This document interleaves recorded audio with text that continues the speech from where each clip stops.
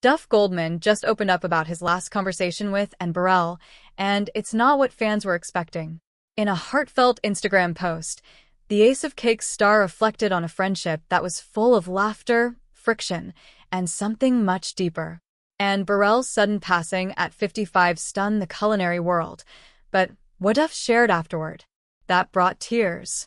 The two first became friends in 2006. At the time, Anne was going through a rough patch, and Duff did something that quietly said everything. He made her a cake. But this wasn't just any cake. It was frosted with the bold words, "Don't let the bastards win." And never did. Their bond was anything but ordinary. Duff described it as complex. Their connection wasn't about hugs and heart-to-hearts. It was sarcastic, edgy, and sharp, but real. And the last time they truly spoke before drifting apart? They got into a heated debate about catfish. Yes, catfish.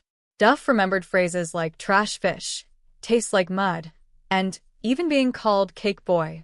It was their kind of conversation, biting, passionate, and weirdly full of love. But then years passed. Their paths split. Neither knew exactly why. Duff often wondered where she was, how she was doing, if she'd found happiness. And then it happened.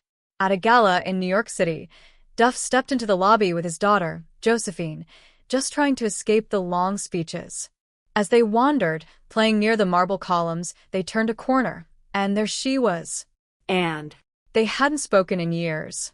The moment was unexpected, surreal. Duff didn't share exactly what they talked about. But what he did say, that conversation left his heart lifted and full of light. Because the Anne he saw that night wasn't the brash TV personality or the sarcastic friend from the past. She was calm. She was happy. She smiled at his daughter with a warmth that Duff couldn't forget. He could tell she had found peace. In his post, Duff remembered that moment with a kind of quiet joy. "Life is tough," he wrote, and was as tough as they come. But when you got past the armor, there was a depth of compassion that was absolutely beautiful. It was that moment in the lobby, the soft smile, the unspoken peace, that's made this loss a little more bearable for him.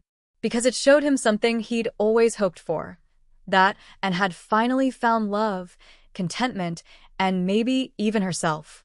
And Duff closed his tribute with one of the most touching goodbyes you'll ever read.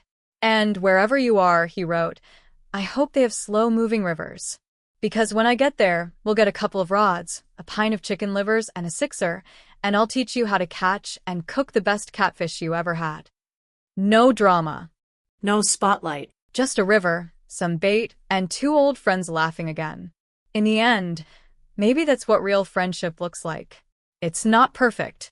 It's not always constant. But when you find it again, even just for a moment, it can light up the darkest day.